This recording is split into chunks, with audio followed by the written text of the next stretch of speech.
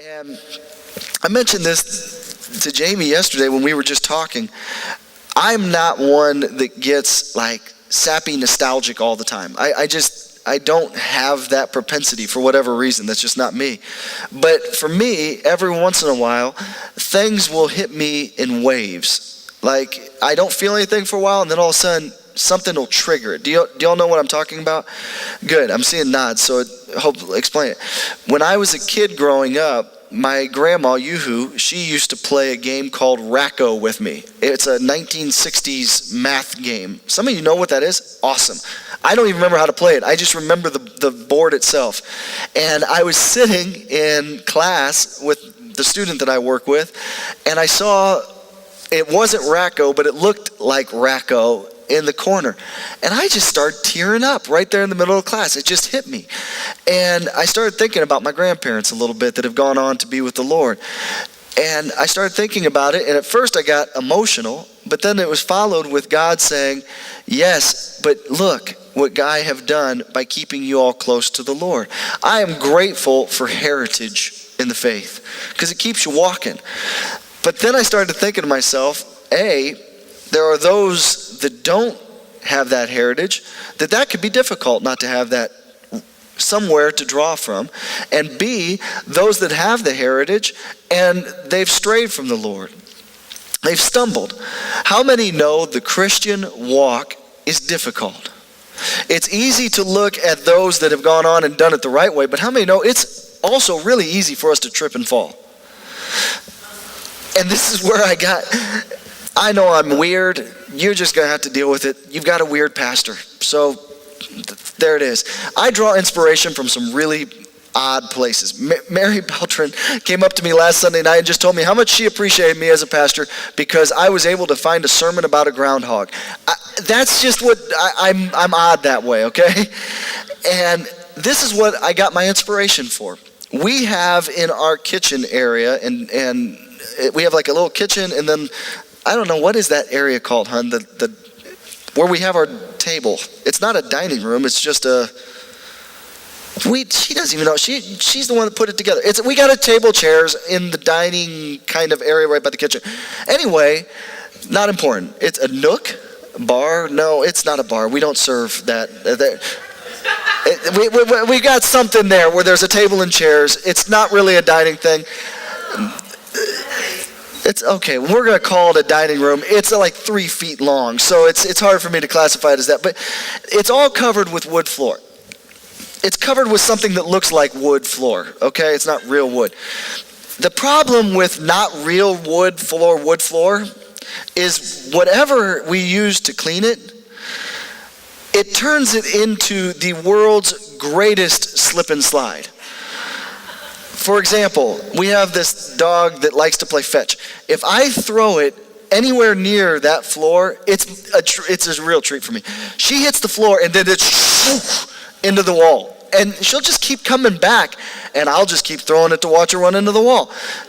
She's going to have mental defects in just a few months, but it's just really fun to watch. And so she's got that.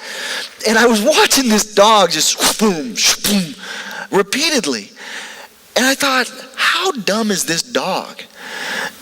Until my child, Dominic, is watching the dog repeatedly run in there. He goes in to chase after the dog. Boom! Falls right on his tush. And now I'm thinking to myself, not how dumb is this dog, how dumb is my child that he was watching this dog go into the wall repeatedly and decides to run in there unabated and falls as well.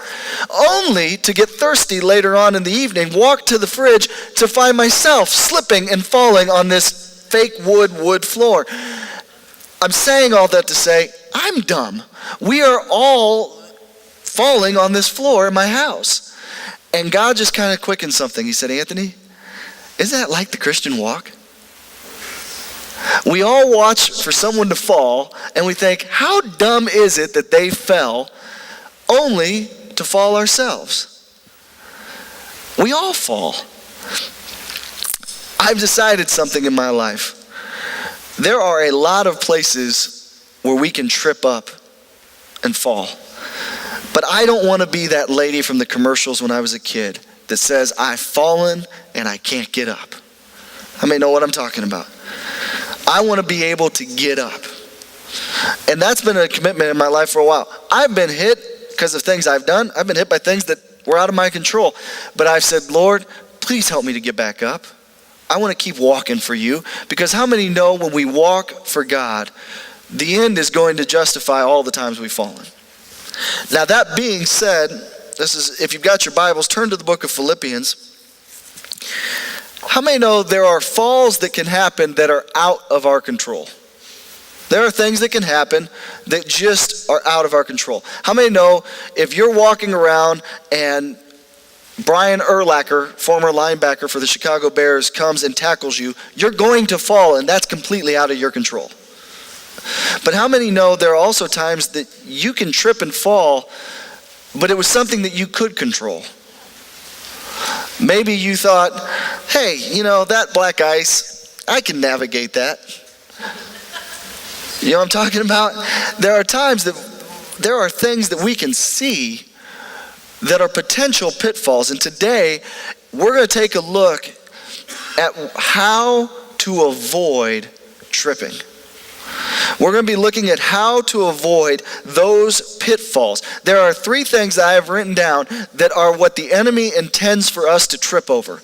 There are things that are going to happen in this life that we might not have any control over. You could lose your job tomorrow. Not saying you will, just saying it can happen. A person can die suddenly. Things can happen that are out of our control. That's a whole nother sermon.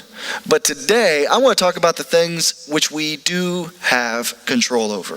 The things which the enemy is going to put out there to get us to fall. Because these things, if we walk unaware and uncautiously through them, the enemy can use these 3 things to have us fall to a place that we won't want to get back up.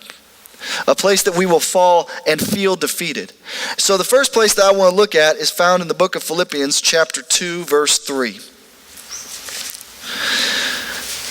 My wife tells me that I often go through passages too quickly and that people can't find them. So Jamie, I want you to know everything is in Philippians today. I'm hoping that everyone's able to stay up with my micro machine-like speed of talking. Philippians chapter 2, beginning in verse 3. Says this, do nothing out of selfish ambition or vain conceit. Rather, in humility, value others above yourselves, not looking to your own interest, but each of you to the interests of others.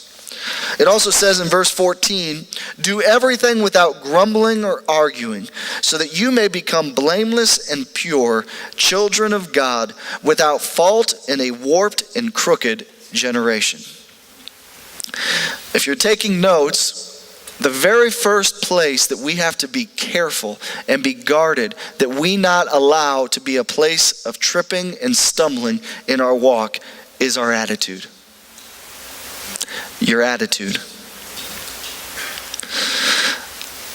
I may have seen the motivational posters. You know what I'm talking about? It's got like a big mountain that says greatness and then some little quote underneath of it. You know what I'm talking about? I saw one that said, your attitude determines your altitude. How many have ever heard that? Your attitude determines your altitude. I think those type of things are just incredibly cheesy. But in reality, there is a truth to this. Because our outlook on life very much will determine the destiny that we have. For example, if you are waiting for someone to fail, if you're waiting for somebody to screw up, you go, I'm just waiting. I know they're going to screw up. Guess what? They're going to screw up. Why?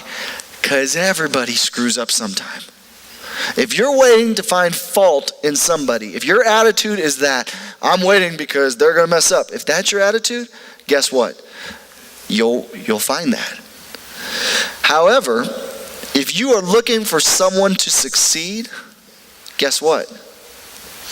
You can find success. I'm going to use a cheesy analysis with this one. I coached Dominic's Y-ball team. I mentioned that before. They were terrible. It was painstaking to coach a group of second graders that had never played basketball before and all thought that they knew what they were doing. And Jamie came to one of the games. She can validate this story. I'm not making this up. They were just running into each other, a cluster of children. There was a ball on the floor, but it meant nothing to them. They were just running into one another, not sure what to do. It was horrific. And I was really defeated because I coached basketball for 12 years. I know what I'm doing. And I'm watching these kids do nothing that I coached. It was the most frustrating. Denny, it was like watching the IU at the beginning of the year. It was that bad. And I'm watching these kids just terrible, just not good. But you know what I started doing? I said, I'm going to stick with this. I told my assistant coach, I said, Nick, we're going to stick with this. I believe if we keep teaching this, these kids are going to get it. And I'm telling you what, the last game of the season, they had played 4 previous games that were just awful. And I don't know what happened, but that last game, they all ran to the right spots. They moved the ball around. They passed. They succeeded. Why? Because it could have been really easy for me to dwell and go, man, these guys are terrible, and just keep picking on them. You're bad, you're bad. But I kept saying, no, we're going to get this. We're going to get this. Now, am I sharing that about me? No, I'm sharing that about an outlook. You can take different outlooks into your life, and what your outlook on life is will determine what the enemy is able to do. If you are looking for faults in a church, if you are looking for failures in religion, guess what? You're going to find it. What I want to encourage us is find your attitude aligning with that of Christ. Find your attitude aligning with that of our Lord and Savior. Why? Because did Jesus look at the sinners and say, fault? No. He saw the woman and said, hey, listen, I'm just going to start right here in the sand. Oh, no more accusers? Well, I'm not going to accuse you either. Just don't sin anymore. You all know, these are the stories. These are the examples. Christ looked, if you read about the disciples, we're not going to take the time to explore them now. Just read about who the 12 guys were that Jesus chose to hang out with him. You talk about a group of guys that would have been real easy to find fault with, but he stayed with them. He encouraged them. He helped them. As believers, we need to have a little bit of what we call in sports mental toughness. We've got to get to the place of where is our focus?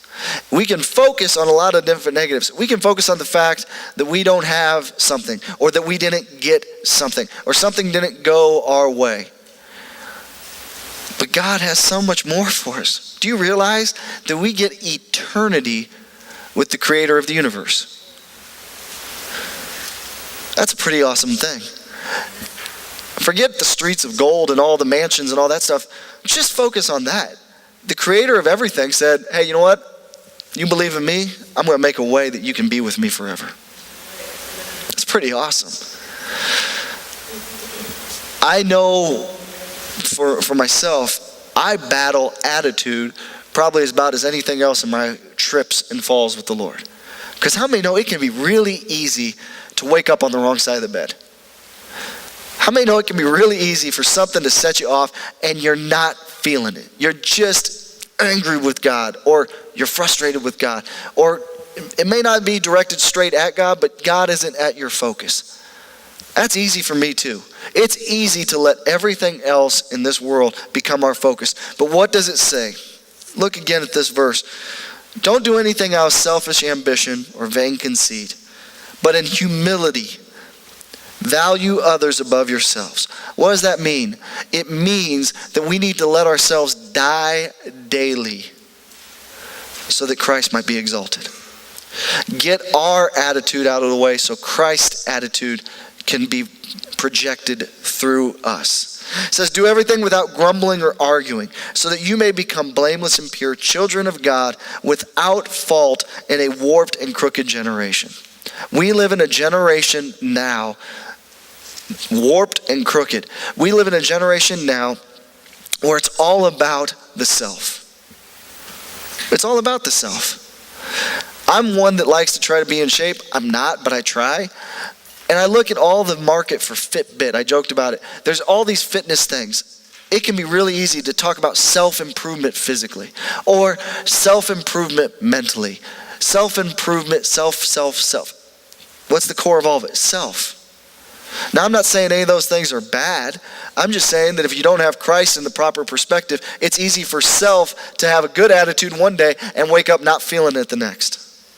And our attitude will determine our walk with Christ. If we keep ourselves focused on all the negative, we'll keep tripping. But if we focus on Christ, he will take us down a path that helps us not to stumble. Which leads me to the second place. I talked about self a little bit. The second thing I wrote down is not only do we have to watch out for the pitfall of attitude, we have to watch out for the pitfall of accolades. Accolades. What is that? Praise can be a wonderful thing. It really can. Compliments can go a long way. If someone tells you that you look nice, don't you feel pretty good? I do. I like it when Jamie tells me I look nice. It just makes me happy. I enjoy praise. I like it when someone goes, hey, that was a good sermon. Thank you. I like praise. There's nothing wrong with liking accolades. How many like when someone gives you a compliment? Well, you're just beautiful people. I love you all. There's a compliment for everybody. So now you can all raise your hand. I just enjoy it. And I know you guys do too. It's good. There's nothing wrong with being able to enjoy it. But the caution that I give to us is sometimes in our accolades, we can have very much of the real pride comes before the fall. What do I mean by that? If we receive the accolades in a positive way of going, well, that's nice, but we keep ourselves in proper perspective, it's one thing. But how many know accolades can start to get to your head? And you can start really believing that you're a lot more than you are. And I wrote this down. The higher your nose goes, the higher your eyes go. What do I mean by that? Well, look, if I start putting my nose up here, can I see anything down there? No. How many know people get really haughty? And the haughtier they get, the less that they can see the stumbling blocks that are below them. We are nothing without Christ. If we get ourselves so haughty that we think we're the most wonderful thing in the world, then we're in some big trouble. Look at what it says over in Philippians chapter 3, beginning in verse 7. But whatever were gains to me, I now consider them loss for the sake of Christ. I'm going to continue in just a moment.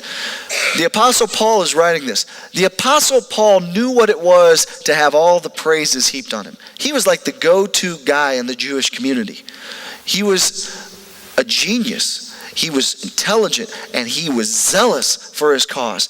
But he looks at this and he said, all the things that I was getting as praise, I count but loss. What is more, I consider everything a loss because of the surpassing worth of knowing Christ Jesus my Lord, for whose sake I have lost all things. I consider them garbage that I may gain Christ.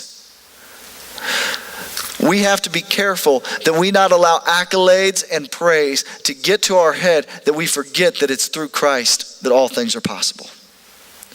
We have to be careful. I know people that, I had this experience. I was in the Dominican Republic and prayed for people when they got physically healed. If I started thinking to myself that I was the physical healer, guess what? I would have spent a lot of money on a tent and wasted a lot of my effort because I'm not a healer. How many know I can't do it? I'm not physically without Christ. We can think we've done these wonderful things. Apart from Christ, it's all loss. Be careful that our accolades don't cause us to get so haughty that we lose focus on the task at hand. Paul could have very easily rested in his laurels. Paul could have very easily have just gone, you know what? I know more than any of these guys. I have gone around on this whole missions trip. I've accomplished tons. I'm good. I'm just going to sit back and relax and enjoy the show. Paul didn't do that. Paul didn't sit in some ivory tower somewhere saying, all right, you Christians, come to me for your knowledge. No, Paul just kept going out getting beat to death. Why? Because he understood that all the accolades in the world mean nothing if you don't have the approval of Jesus Christ. We need to seek Christ's approval above all else, not what people say. Guess what? I've had it, not in this church, thankfully, but I've been in churches where the same person that told me, hey, really got touched, ministered to your word, came to me the very next week. That was the most awful sermon I've ever heard. Not exaggerating at all. Those words came out of the same person's mouth back-to-back weeks. Great sermon. Next week, that was the worst sermon I've ever heard. If I rest on what people think of me, I'm in some big trouble. Jamie found pictures. You want to know what love is? It's loving someone after you find their pictures when they were in elementary school. She's found this picture. I don't even remember what year it was. I was wearing a shirt that I can't even discern what the pattern was on it. And I had braces, but the ironic thing is there was a full mouth of braces, but there was only 2 teeth in my mouth. It was a bad picture. Now, why am I sharing that? Because I got picked on. I was a nerd. Now, the same people that picked on me could have been giving me praises another year later when the braces were removed and I didn't look as goofy. Now, the rest of you all know I've always been goofy, but just follow the analogy. People are fickle. It's just the truth. Don't think more of yourself than you really are.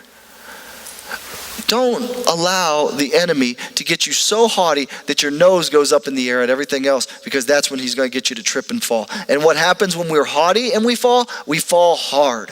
When you fall, have you ever tripped when you didn't know it was coming? You don't have a chance to brace yourself. That's when you really get injured. Like if you see a rope and you kind of trip and you can brace yourself. But if you don't see it coming, and you trip and fall, that's when you can get really, really hurt. And I've seen this time and time again where people that have been really haughty have tripped, they've fallen, and because of how hard that injury was, they never got back with Christ. Don't allow the enemy to trip you up because of accolades. And then finally, I wrote this down, number 3, anxiety. Anxiety. This is the what ifs. What if this happens? Or what will happen if I do this? This is our fear. Fear is paralyzing. Fear is like quicksand. The more you struggle with anxiety, the more that you struggle with anxiety and struggle, the faster you sink. You talk to people that have battled with depression. What is it that they always say? It's that they just feel like they're sinking. They feel like everything's caving in around them. It's quicksand. And the harder they work, the further they fall. But look at what it says in Philippians chapter 4, verse 6. Do not be anxious about anything, but in every situation, by prayer and petition, with thanksgiving, present your request to God. You see, anxiety is a place that the enemy wants to keep us and struggling with and focusing on all of the what ifs and what will and the what, and that fear will drag you and cause you to sink. But God says, listen, I want you to get out. Don't stay in the quicksand struggling here. Grab a hold of my vine. Let me pull you out. How do you do that? It says through prayer. What is prayer? Prayer is our communicating to God. We need to pray daily. Why? Because prayer is showing God, I know you exist. I don't talk to people I don't think exist. Except for Herman, my imaginary friend over there. No, I don't talk to anybody I don't know. If I don't feel you exist, if I don't believe that it's real, why would I speak? I know God's real, so I communicate with him. That's what prayer is. It's communication. What's petition? It's constant.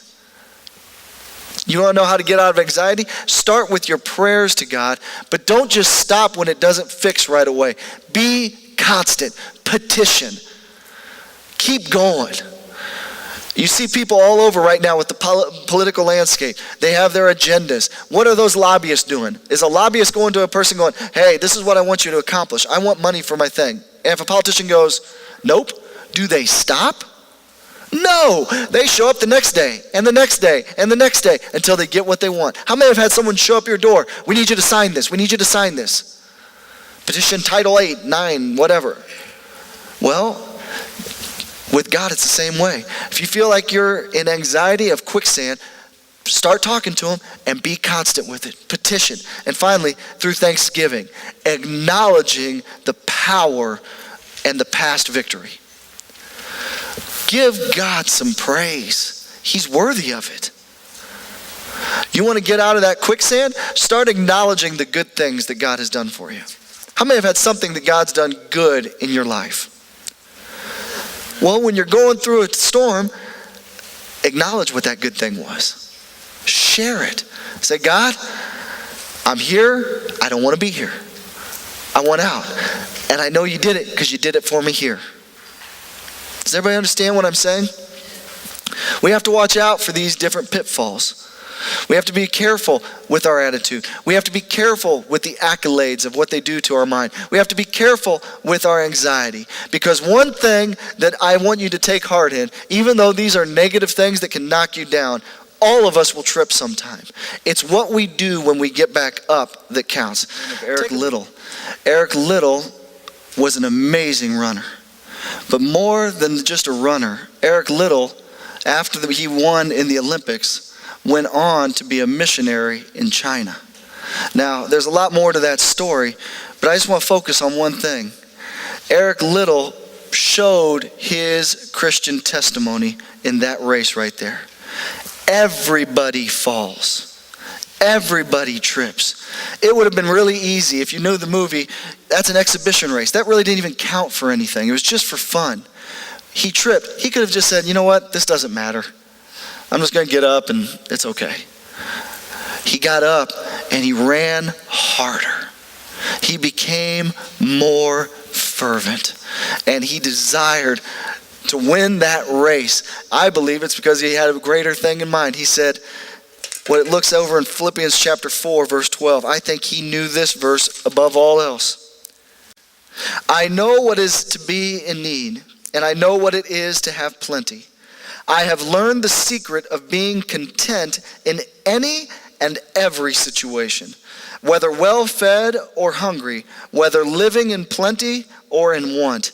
I can do all things through Christ who gives me strength.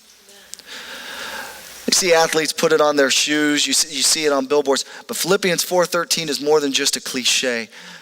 Whether we are poor or rich, whether we are strong or weak, no matter where we've been in life, there's going to be a time that we do trip, that we do fall.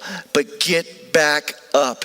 Run more fervently, because we can do all things through Christ who strengthens us.